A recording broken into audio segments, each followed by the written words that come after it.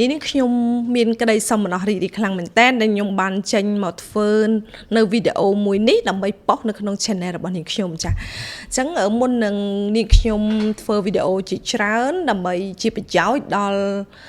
follower របស់នាងខ្ញុំក៏ដូចជា subscriber របស់នាងខ្ញុំផងដែរអញ្ចឹងនាងខ្ញុំសូមណែនាំពីខ្លួនរបស់នាងខ្ញុំផ្ទាល់តែម្ដងចាអញ្ចឹងខ្ញុំឈ្មោះប្រាក់សុផល្លាចាខ្ញុំគឺជាអ្នកខេត្តបាត់ដំបងដែលខ្ញុំកើតនៅទឹកដីខេត្តបាត់ដំបងតែម្ដងអញ្ចឹងនៅពេលដែលខ្ញុំបានធំធាត់ទីចម្រើនលូតលាស់ក៏ដូចជាបញ្ចប់ការសិក្សានៅថ្នាក់ទី12ក្នុងឆ្នាំ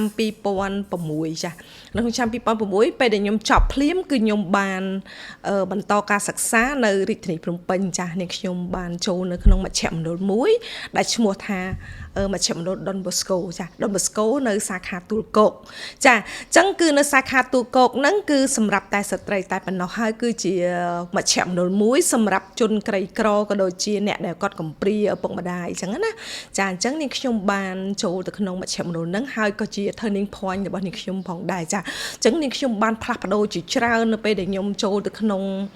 មជ្ឈមណ្ឌលហ្នឹងគឺខ្ញុំ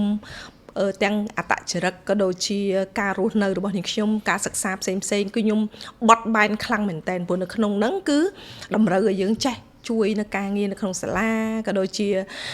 ការជួយទុកធុរៈរបស់មិត្តភ័ក្តិដែលគាត់រៀននៅក្នុងសាលាណាគាត់រៀនអត់ប្រកែឬអីខ្ញុំកាលហ្នឹងគឺខ្ញុំជាប្រធានថ្នាក់នៅក្នុងហ្នឹងដែរអញ្ចឹងខ្ញុំបានឆ្លៀតពេលវេលារបស់ខ្ញុំដើម្បីជួយជំរុញបន្ថែមតកតងជាមួយភាសាអង់គ្លេសក៏ដូចជារៀននៅហ្នឹងព្រោះនៅហ្នឹងគឺខ្ញុំសូមសរសើរហើយខ្ញុំក៏សូមអរគុណមែនតើដែលខ្ញុំបាន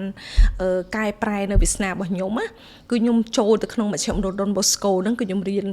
នគ្រប់មុខវិជ្ជាទាំងអស់ហើយគឺបង្កើតឲ្យខ្ញុំមាននៅភាពស្មោះត្រង់មួយព្រោះដោយសារពេលប្រឡងបងប្អូនទាំងអស់គ្នាអ្នកដែលអត់ដឹងថាកន្លែងហ្នឹងមិនខ្មិចណាពេលប្រឡងនៅកន្លែងហ្នឹងគឺអត់អាចលួចមើលឬអីទេឬក៏គេហៅថាគ្រូអាចដើរចេញពីថ្នាក់បានគ្រូភាគច្រើនគឺអត់ដែរនៅក្នុងថ្នាក់ឯប៉ុន្តែសួរថាមានអ្នកដែលគាត់ហ៊ានលួចមើលឬអីអត់គឺអត់តែម្ដងចាខ្ញុំហ៊ានធានាកន្លែងហ្នឹងព្រោះសារកន្លែងហ្នឹងគឺគេបណ្ដុះនៅភាពស្មោះត្រង់អញ្ចឹងសិស្សទាំងអស់ដែលគាត់ចេញពីមជ្ឈមណ្ឌល Don Bosco ទាំងអស់គឺសិតតែអ្នកដែលមានគុណភាពចាអញ្ចឹងខ្ញុំហ៊ាននិយាយអញ្ចឹងហ្មងគឺសិតតែមានគុណភាពអញ្ចឹងអ្នកដែលគាត់និយាយទៅគឺខ្ញុំបញ្ចប់ការសិក្សា2ឆ្នាំនៅហ្នឹងគឺខ្ញុំបានទៅ train នៅក្នុង US Embassy ចានៅស្ថានទូតអាមេរិកតែម្ដងហើយនឹងអ្នកផ្សេងទៀតគាត់បានទៅធនាគារទៅសន្តាគារទៅ industry ផ្សេងគ្នាទាំងអស់អញ្ចឹងខ្ញុំហ៊ាននិយាយថាអ្នកដែលគាត់ចេញពីសាលា Don Bosco ហ្នឹងគឺគាត់គឺសិតតែជាអ្នកដែលគាត់មាននៅគុណភាពមានស្តង់ដារតែម្ដងហើយខ្ញុំពិតជាអរគុណខ្លាំងមែនទែនសម្រាប់ឱកាសហ្នឹងខ្ញុំបានរៀនសូត្រច្រើនខ្ញុំមានចំណេះដឹងគ្រូ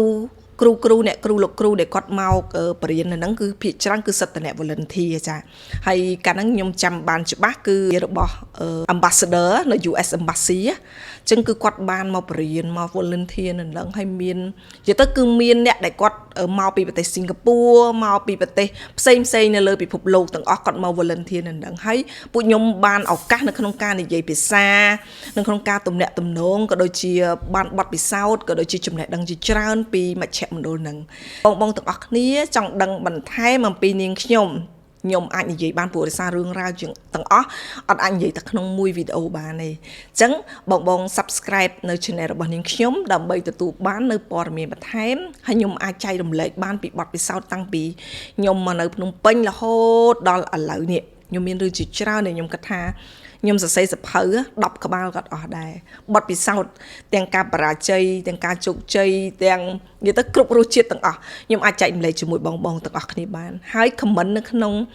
វីដេអូមួយនេះបើសិនជាបងទាំងអស់គ្នាចង់បានព័ត៌មានឬក៏ចង់បាននៅចំណេះដឹងឬក៏បទពិសោធន៍អីបងអាច comment បានខ្ញុំអាចធ្វើជាវីដេអូជូនបងបានចាសសូមអរគុណច្រើន